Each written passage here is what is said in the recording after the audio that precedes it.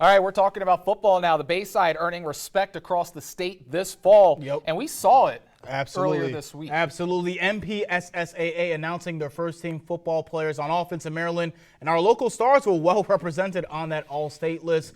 First, Kent Island's Casey Heath. Heath led the Bucks to their first ever state title game. The senior led the state of Maryland in rushing yards with over 2,500 and almost 40 rushing touchdowns. He had 39 of them, just one short. Those totals are both top 12 all time in Maryland's single-season history. Yeah, this all-state honor coming just weeks after Heath was named the MVP of the Bayside this season, and rightfully so. Yes. Heath has committed to playing goalie in lacrosse at Lehigh in college, so there you go. Fantastic football player, better at lacrosse. Amazing. The only player who could go toe-to-toe with Heath this season was KJ Smothers from Queen Anne's.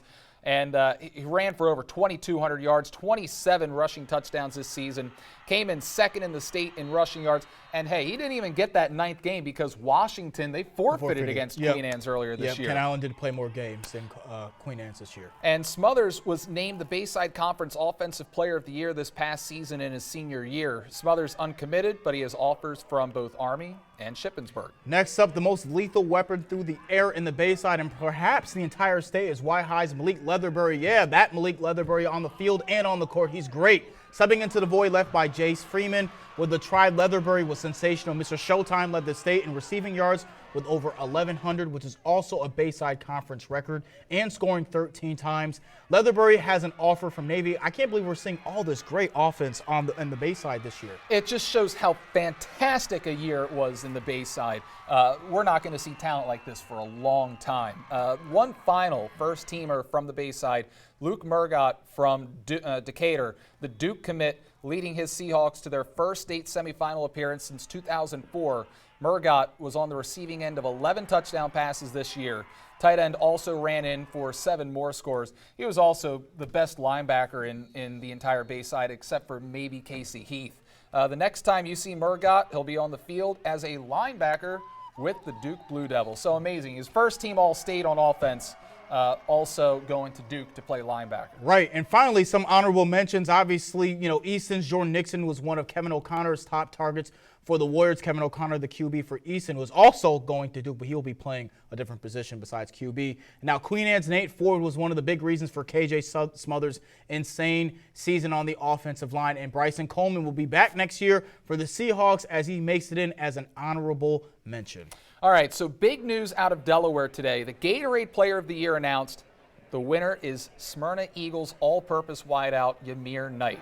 I mean, who else? Wow. Knight did it all for the Eagles in his senior year, 16 rushing touchdowns, 787 rushing yards, 56 passes caught for 870 receiving yards. He could do it all. Yeah, plus some passing touchdowns mixed in there as well. Sounds like Brian Westbrook if he could throw the football back in the day. Oh, wow. And what's most important is he led the Eagles to their 4th state championship in 8 years. Now, Knight's committed to James Madison University, and he took to Twitter today to list all the accolades from his incredible career, so let's list them now. 3-time first-team All-State wideout. Wow. District Offensive Player of the Year, Class 3A Offensive Player of the Year, now Gatorade Player of the Year, and he's joining a really good class of players from Smyrna. Eagles past winners for Gatorade Player of the Year.